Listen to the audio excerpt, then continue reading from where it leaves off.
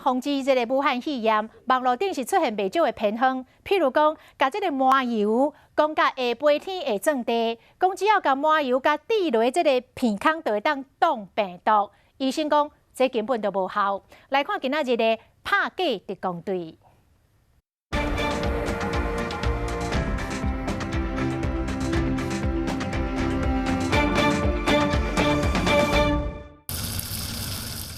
煮三杯鸡，拢会加麻油落，增加热香味。但即马大家厝内拢画麻油伫网络上，被当作是对抗武汉病毒的新流。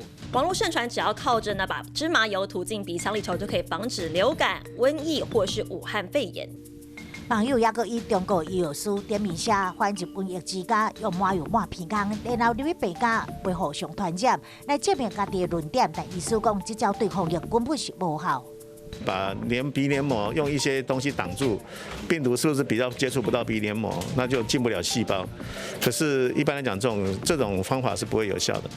耳鼻喉科医师嘛讲，鼻孔的黏膜有保护机制，麻油颠倒干扰防护力，有黏条病毒真有可能防疫无成煞颠倒害。另外，也有传言讲，抹麻油伫皮肤会当阻挡病毒侵入。目前为止，任何的食物或涂抹类的东西都没有办法。 抗病毒或杀病毒。医师表示讲，抹油伫身躯效果只有自论而已，这抹伫面上有可能嘛因为伤油生条啊，千万唔通误信偏方，煞颠倒受害。